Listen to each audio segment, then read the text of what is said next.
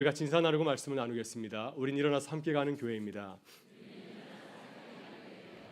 네, 한 번 더 인사하겠습니다. 성령님을 따라 사십시다. 성령님을 따라 사십시다. 네, 우리나라 축구 선수 가운데 이영표 선수가 있습니다. 성실하고 근면하고 또 아주 실력이 뛰어나서 많은 축구 팬들의 사랑을 받고 있습니다. 무엇보다도 이영표 선수는 아주 멋진 그리스도인입니다. 지금은 현역에서 은퇴해서 KBS 축구 해설위원과 또 사회적인 기업 싹스업, 아마 양말 올려 그런 뜻인 것 같아요. 싹스업이라고 하는 기업을 또한 운영하고 있습니다. 최근에 생각이 내가 된다. 이 축구만 잘하는 것이 아니라 책 제목도 잘 적용한 것 같습니다. 생각이 내가 된다는 책에서 자신의 어떠한 그 생각과 가치관을 우리에게 소개해 주고 있습니다. 이영표 선수는 0.1%의 차이를 소중하게 생각한다고 하였습니다. 0.1%의 차이가 아주 큰 결과, 엄청나게 큰 차이를 가져오기 때문이라고 하는 것입니다. 그러니 0.1%의 차이를 축구 생활, 선수 생활하면서 깨달았다고 고백하고 있습니다. 여러분, 축구 경기는 모두 몇 명이 뛰는 줄 아세요? 네, 각 팀당 11명씩 90분 동안 22명이 뛰게 됩니다. 각 팀은 후보 선수 3명을 또 이렇게 둘 수가 있습니다. 그래서 모두 26명의 선수들이 이제 90분 동안 축구 경기를 하게 됩니다. 그런데 흥미로운 사실은 26명의 선수들의 몸값이 저마다 다르다고 하는 것입니다. 심하게는 어떤 선수는 다른 선수보다 100배나 더 많은 연봉을 받기도 합니다. 이영표 선수는 처음 프로 생활을 시작할 때 연봉이 실력 차이에 비해서 너무 크다, 차이가 크다 이렇게 생각하였답니다. 예를 들어서 A라는 선수와 B라는 선수가 있습니다. 축구 기술이 모두 100가지라고 할 때 A라는 선수는 B라는 선수보다 축구 기술이 쉬운 하나가 더 많습니다. 근데 그에 비해서 B라는 선수는 A 선수에 비해서 49가지 기술이 있습니다. 그러니까 두 사이의 선수의 실력 차이는 얼마 되지 않죠. 그렇다고 한다면 A 선수와 B 선수의 연봉은 어느 정도 되면 참 좋겠습니까? 만약에 B라는 선수, 조금 못하는 선수가 3,200만 원 정도 받는다고 하면은 A라는 선수는 한 3,600만 원, 한 4천만 원 받으면 되지 않겠습니까? 근데 실제로 프로의 세계에서는 A 선수의 몸값이 경우에 따라서 3억 원이 넘어간다고 합니다. B라는 선수보다 10배나 더 몸값이 많은 것이죠. 또 어떤 경우에 B 선수의 몸값이 3억 원이라고 한다면 A 선수는 그보다 조금 잘하는 선수의 몸값은 50억 원을 넘어가기도 한다고 하는 것입니다. 그래서 이영표 선수는 이런 연봉의 차이를 경험하게 되었을 때 참 불공평하다 이렇게 생각했다고 하는 것입니다. 그러나 치열한 승부의 세계에서 0.1%의 차이가 엄청난 결과를 가져온다는 사실을 알게 되었다고 합니다. 승부의 세계에서는 작은 차이가 큰 결과를 가져오게 되는 것이고 0.1%의 차이라 할지라도 그런 차이를 만들어내기 위해서는 아주 오랜 기간의 시간과 또한 노력이 필요하다는 사실을 알게 되었다고 하는 것입니다. 그래서 이영표 선수는 0.1%의 차이의 비결을 종이를 접는 것에 비유하였습니다. 여러분, 여기 종이 한 장이 있는데요. 두께가 얼마나 될까요? 아마 한 0.1mm 정도 되지 않을까 싶습니다. 이 종이를 한 번 접으면 0.2mm가 됩니다. 두 번 접으면 0.4mm가 되고 같은 방법으로 30번을 접으면 두께가 얼마나 되겠습니까? 놀라지 마십시오. 약 1073km나 됩니다. 여러분, 서울과 부산까지의 거리가 500km 되잖아요. 30번을 접으면 그 두께가 서울을 앙폭할 정도의 그러한 아주 큰 두께가 된다고 하는 것입니다.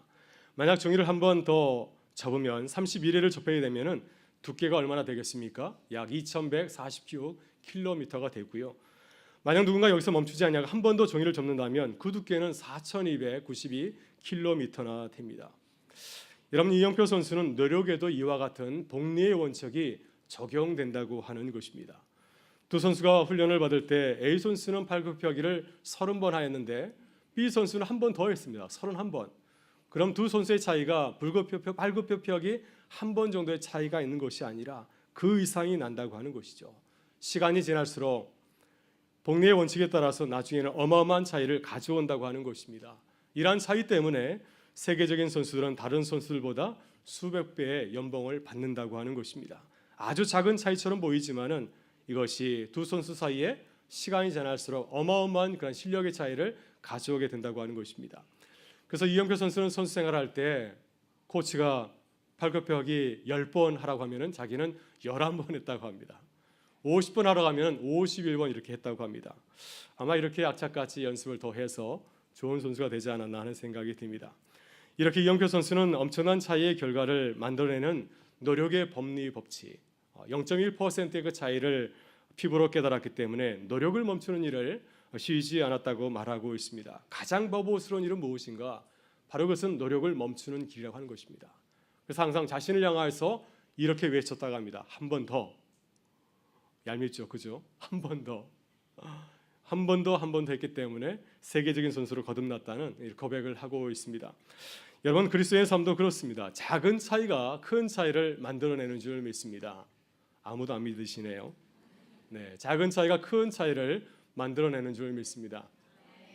제가 지지난주에 장로신학대학교에 이제 가게 되었을 때 개교 기념일이었습니다. 그래서 올해는 장로신학대학교에서 동문들 가운데서 세계적인 신학자들을 초청해서 학술 대회를 열었습니다.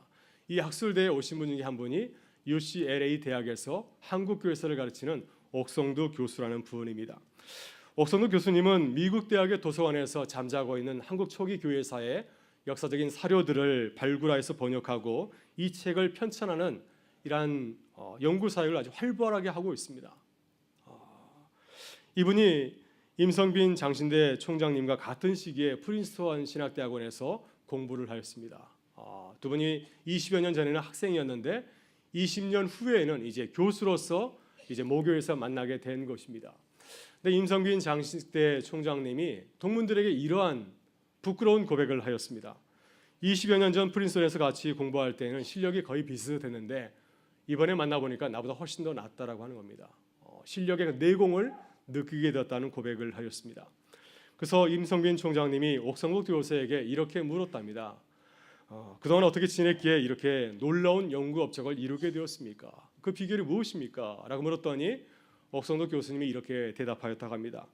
박사과정을 마치고 그 이후에도 매일같이 하루 10시간 이상 도서관에서 연구하며 지냈습니다. 미국에 있는 도서관을 찾아다니면서 한국 교회사 관련 자들을 찾아서 복사하고 그것을 교회사 자료수로 묶고 또 그것을 번역하고 업데이트하는 일을 박사과정 시절부터 지금까지 계속해서 꾸준히 해왔습니다. 매일 10시간씩 도서관에서 이렇게 연구하고 또 일하였더니 20여 년이 지난 후에는 세계적인 학자의 반열에 서게 되었다고 하는 것입니다. 여러분, 하루에 10시간 공부하는 거 그거 얼마 되질 않습니다. 10시간 공부한다고 우리가 얼마나 많은 지식을 습득할 수가 있겠습니까? 그러나 20년 동안 그렇게 할 때 아무도 따라오지 못하는 실력을 겸비하게 되었다고 하는 것입니다. 여러분, 우리의 신앙생활도 그렇습니다. 우리 장로님들이 매 주일마다 2시부터 4시까지 당에 있어서 당회원 제자 훈련을 하고 있습니다. 숙제가 있습니다. 매일 큐티하고 그리고 30분 이상 기도해야 되고요. 매일 30분 이상 기도해야 되고 또 그리고 하루에 4장 이상 성경을 읽으셔야 됩니다. 또 매주 주일배 설교를 요약하고 또 제자 훈련하면서 받은 그 내용들을 가지고서 생활에 적용하는 그 생활 숙제를 이렇게 해와야 됩니다. 여러분, 장로님들 위해서 기도해 주시면 감사하겠습니다. 바쁘신데 숙제 때문에 막 입술이 터지는 걸 제가 볼 때 마음이 참 안타깝습니다. 그래서 이 훈련을 잘 받을 수 있도록 여러분 기도해 주시면 감사하겠습니다. 여러분, 하루에 30분 이상 기도하기, 하루에 성경 4장 읽기, 이런 것들이 우리에게 얼마나 큰 영향을 주겠습니까? 그러나 우리가 이 생활을 하루 이틀 하지 아니하고 10년, 20년 평생 해왔다고 한번 상상해 보실 수 있기를 바랍니다. 아마 10년, 20년이 지났을 때에는 아마 우리가 굉장히 영적인 내공을 가진 하나님의 사람으로 거듭나게 되지 않겠습니까? 10년 후에 내 모습을 보게 된다면은 20년 후에 내 모습을 보게 된다면 아마 깜짝 놀라게 될 것입니다. 우리 주변 사람들이 우리를 향해서 이렇게 물을 겁니다. 대체 그동안 어떻게 살아오셨기에 이렇게 멋있는 그리스도인이었습니까? 그 비밀이 무엇입니까? 이렇게 묻게 되지 않겠습니까? 여러분, 10년, 20년 지났을 때 우리가 신앙생활을 하루 이틀 하는 것이 아니라 10년, 20년 지났을 때 우리 주변 사람들이 우리를 향해서 이렇게 질문하실 수 있기를 바랍니다. 그동안 어떻게 이렇게 달라지셨어요? 대체 무슨 일을 하신 것입니까? 그 비밀을 나에게도 제발 알려주시기를 바랍니다. 이러한 거룩한 아름다운 질문을 받는 우리 교회 모든 성도들 되실 수 있기를 주의 이름으로 축원합니다. 여러분, 그렇다면 우리가 어떻게 달라질 수 있을까요? 어떻게 우리들이 0.1%의 놀라운 차이를 경험하면서 살아갈 수 있겠습니까? 오늘 바울 사도는 그 비밀을 성령을 따라 살아가는 삶이라고 말씀을 하고 있습니다. 오늘 본문에서 바울 사도는 두 종류의 삶을 우리에게 소개해주고 있습니다. 하나는 불신자, 비신자의 삶이고 또 하나는 신자의 삶이 아닙니다. 이 두 종류의 삶이 모두 다 성도의 삶이라고 하는 것입니다. 하나는 육체의 열매를 맺으며 살아가는 성도의 삶입니다. 오늘 본문 19절부터 21절에서 바울은 이렇게 소개하고 있습니다. 같이 읽어보실까요? 육체의 일은 분명하니 곧 음행과 더러운 것과 호색과 우상 숭배와 주술과 원수 맺는 것과 분쟁과 시기와 분냄과 당 짓는 것과 분열함과 이단과 투기와 술 취함과 방탕함과 또 그와 같은 것들이라. 전에 너에게 경계한 것 같이 경계하노니 이런 일을 하는 자들은 하나님의 나라를 유업으로 받지 못할 것이요. 아멘. 여러분, 이 성도의 삶이 어떻습니까? 여러분, 이 성도의 삶은 불신자의 삶이 아닙니다. 성도의 삶입니다. 도저히 성도의 삶이라고 할 수 없을 정도로 추하고 부끄러운 모습을 갖고 있지 않습니까? 만약 우리가 이러한 삶을 살아간다면, 이러한 열매를 맺으며 살아간다면 우리가 하나님과 사람들 앞에서 얼마나 부끄럽겠습니까? 또 하나의 성도의 삶은 성령의 열매를 맺으며 살아가는 삶입니다. 본문 21절과 23절에서 바울 사도는 이렇게 우리에게 소개하고 있습니다. 같이 읽어보겠습니다. 오직 성령의 열매는 사랑과 희락과 화평과 오래 참음과 자비와 양성과 충성과 온유와 절제니 이 같은 것을 금지할 법이 없느니라. 아멘. 이러한 삶을 살아가는 성도의 삶은 얼마나 아름답습니까? 우리가 거듭나서 이렇게 아름다운 삶의 열매를 맺으며 살아간다면 우리 주변 사람들이 얼마나 우리를 존경하고 또 좋아하며 따르겠습니까?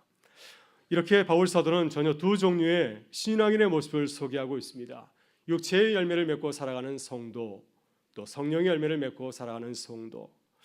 여러분, 이 두 부류의 사람은 분명 처음에 출발점은 똑같았을 것입니다. 하나님 은혜에 감격하여서 세례를 받고 그리스도인이 되지 않았겠습니까? 그런데 어떻게 이렇게 완전히 다른 성도의 삶을 살아가게 되었을까요? 그것은 우리들이 누구를 본받고 따라 살아가냐에 따라서 우리의 삶이 이렇게 달라질 수 있다고 하는 것입니다. 우리들이 성령에 따라 살아갈 때 아름다운 성령의 열매를 맺게 된다고 주님 우리에게 말씀하고 있습니다. 그래서 오늘 주님은 우리에게 이렇게 간곡하게 당부하십니다. 성령을 따라 살아가십시오. 성령의 아름다운 열매를 맺으며 살아가라고 말씀하고 있습니다. 본문 16절에서 이렇게 당부하십니다. 같이 읽어보겠습니다. 내가 이르노니 너희는 성령을 따라 행하라. 그리하면 육체의 욕심을 이루지 아니하리라. 아멘. 성령을 따라 행하며 살아가게 되면은 이렇게 아름다운 삶을 누리게 되고 육체의 열매를, 육체의 욕심을 이루지 않는 아름다운 삶을 살아가게 된다고 하는 것입니다. 여러분, 그렇다면 우리가 어떻게 성령을 따라 살아갈 수 있겠습니까? 오늘 바울 사도는 우리에게 성령을 따라 살아가는 삶을 세 가지로 요약해서 말씀해 주고 있습니다. 첫째, 우리는 육체와 성령의 차이를 반드시 알아야 됩니다. 본문 17절과 18절에서 이렇게 말씀하십니다. 같이 읽어보겠습니다. 육체의 소욕은 성령을 거스르고 성령은 육체를 거스르나니 이 둘이 서로 대적함으로 너희가 원하는 것을 하지 못하게 하려 함이니라. 너희가 만일 성령의 인도하시는 바가 되면 율법 아래에 있지 아니하리라. 아멘. 우리는 문제의 원인을 알아야 됩니다. 왜 어떤 성도는 육체 열매를 맺고 또 왜 어떤 성도는 성령 열매를 맺을 수 있을까요? 그 근원적인 이유가 어디에 있겠습니까? 그 원인은 열매에 있는 것이 아니라 나무에 있다고 하는 것입니다. 그 열매를 맺게 한 나무의 문제가 원인이 있다고 하는 것입니다. 바울 사도는 그 원인이 어디 있다고 말씀하고 있습니까? 바로 육체와 성령에 있다고 말씀을 하고 있습니다. 우리가 육체 안에 머물게 되면 우리는 육체의 열매를 맺을 수밖에 없습니다. 그러나 우리가 성령 안에 머물게 되면 성령의 아름다운 열매를 맺게 되는 줄 믿습니다. 여러분, 바울 사도는 오늘 본문에서 두 종류의 삶을 보여주지 않습니까? 육체의 열매와 또 성령의 열매를 서로 대조하여서 비교하여서 보여주었습니다. 바울 사도가 우리에게 말씀하시는 것, 강조하는 것은 열매를 보지 말고 그 열매를 맺게 한 나무를 보라고 하는 것입니다. 육체에 추하고 더러운 열매를 맺게 한 나무는 어떤 나무인지를 한번 생각해 보는 것입니다. 어떤 나무에 이렇게 추한 열매를 맺게 되었는가? 또 성령의 아름다운 열매를 맺게 한 그 나무를 보라고 하는 것입니다. 도대체 어떤 나무이기에 이렇게 아름다운 성령의 9가지 열매를 맺게 했는가? 그 나무의 실체를 한번 확인해 보라고 하는 것입니다.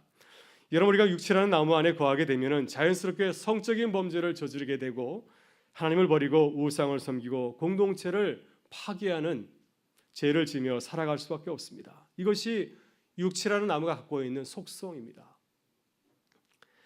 우리가 성령을 떠나서 이 육체 안에 거하게 되면 인간적인 욕심과 욕망을 따라 살아가게 되면 우리는 어떤 열매를 맺게 되겠습니까? 매일같이 이기적인 생각을 하고 내 배를 채우기 위해서 살아가게 되면 그 사람이 과연 아름다운 성령 열매를 맺을 수가 있을까요? 그 사람은 숙취 안에 거하기 때문에 더럽고 추한 열매를 맺으며 살아갈 수밖에 없습니다. 바로 여기에 우리들이 육체의 나무를 철저하게 멀리하고 떠나야 될 중요한 이유가 있습니다. 여러분, 육체라는 나무의 목적은 우리를 죽이는 것입니다. 우리의 영혼을 죽이고 우리의 삶을 하나님에게서 멀어지게 하는 것입니다. 이 사실을 우리가 뼈저리게 영적으로 깨달아야 우리가 육체를 멀리할 수가 있습니다. 이런 영적인 지식을 소유하고 살아가는 우리 교회 성도들 되실 수 있기를 주의 이름으로 축원합니다. 그러나 우리가 육체를 따르지 아니하고 성령이라는 나무 안에 거하게 되면 우리는 서로 사랑하고 기뻐하고 공동체를 세우는 삶을 살아가게 됩니다. 하나님께서 주시는 성령의 아름다운 열매를 맺고 천국의 복을 누리며 살아갈 수 있지 않겠습니까?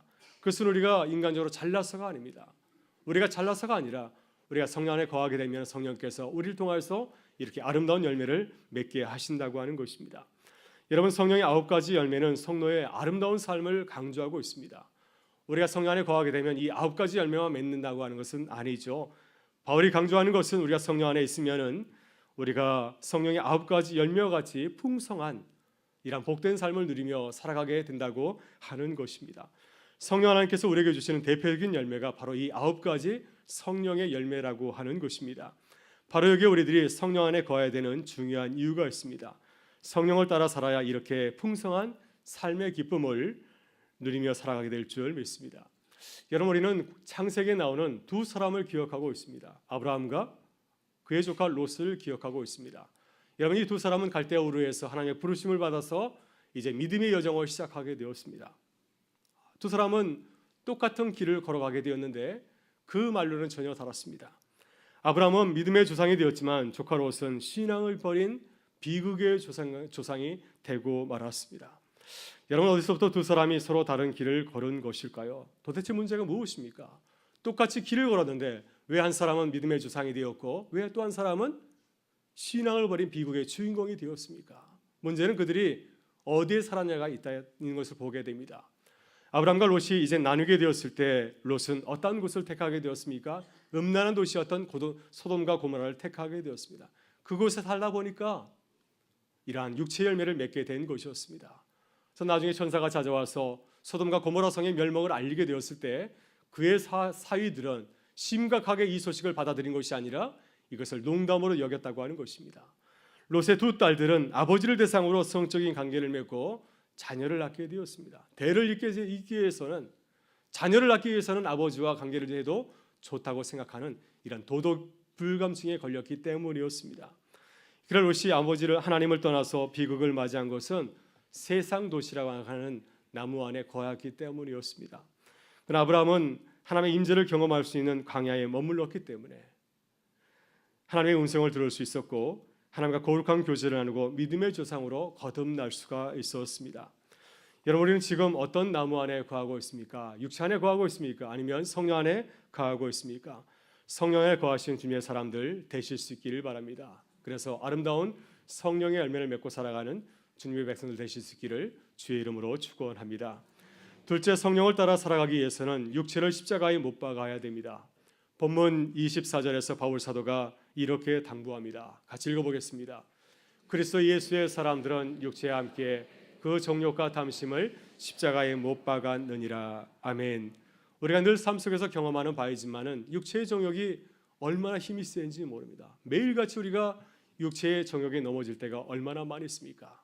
여러분, 한국교회 성도들은 이런 얘기를 합니다. 주일 예배 때 1시간 동안 은혜 받고 그 받은 은혜를 주차장에서 다 써버린다고 합니다. 네, 주차장에 가서 차를 빨리 빼지 못하면 그때 은혜 받은 걸 다 사용한다고 합니다.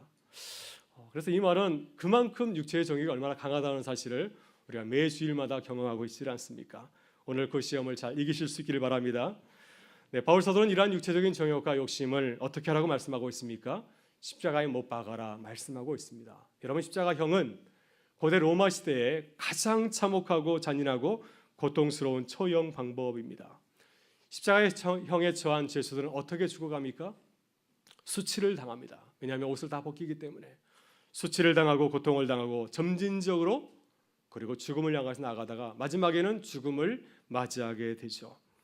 이렇게 예수를 십자가형에 처하는 이유가 어디 있습니까? 이런 사람은 우리 사이에 해로운 자라고 하는 것입니다. 이런 사람은 사라지면 좋겠다 해서 그들을 십자가형에 처하는 것이 아니겠습니까?